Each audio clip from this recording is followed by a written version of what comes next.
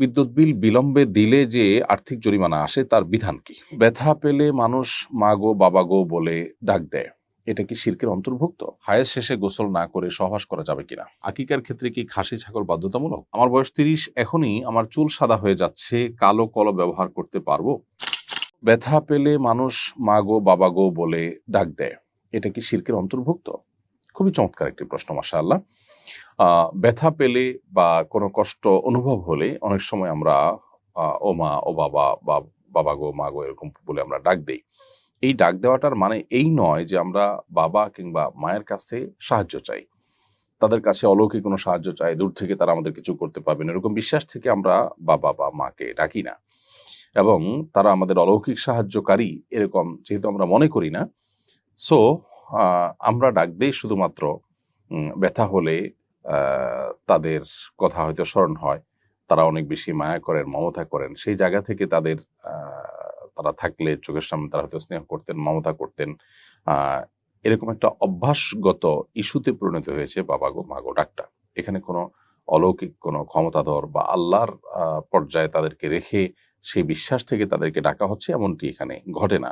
যার কারণে এটি কোনো শিরকের অন্তর্ভুক্ত হবে না এবং এভাবে ডাকা কোনো গুনাহ হবে না। সো বাবা গো, মা গো বলে ডাকলে সেটার জন্য আল্লাহর কাছে আমাদের কোনো দায় থাকবে না। তবে সেই সাথে একটি কথা আমাদের এও মাথায় রাখতে হবে যে, আমরা যদি অভ্যাসটাকে একটু পাল্টায় যদি আল্লাহকে ডাকতে পারি, ও আল্লাহ, তাহলে সেক্ষেত্রে আমি আল্লাহকে ডাকার মাধ্যমে সওয়াব পেলাম। আবার আল্লাহকে ডেকে মূলত আমি আমার কষ্ট দূরের জন্য আল্লাহর কাছে পরোক্ষভাবে দোয়া করলাম।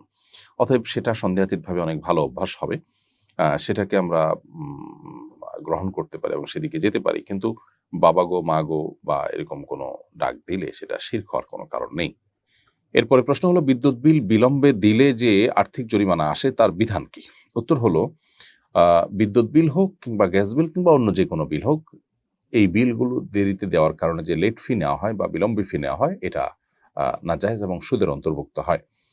যার কারণে এটার বিকল্প কোনো পথ বের করতে হবে। যারা বিলম্বে দিবে তাদের জন্য এমন কিছু আরোপ করতে হবে যাতে করে এটা তাদের শাস্তি হিসাবে কার্যকর হয়, অথবা যদি আর্থিক জরিমানা ছাড়া অন্য কোনো ওয়ে না থাকে তাহলে সেক্ষেত্রে তাদের একটা পর্যায়ে যাওয়ার পরে আপনার কানেকশন ডিসকানেক্ট করা এবং আবার পুনরায় কানেক্ট করার জন্য একটা ফি নির্ধারণ করা, এর মাধ্যমে তার কাছ থেকে আপনি আপনার শাস্তি স্বরূপ যে জরিমানা সেটা আদায় করতে পারেন। কিন্তু সরাসরি সে দেরিতে দিলেও সেজন্য আপনি আলাদা লেট ফি নিলেন তার কাছ থেকে, এটা জায়েজ নয় শরিয়ার দৃষ্টিকোণ থেকে।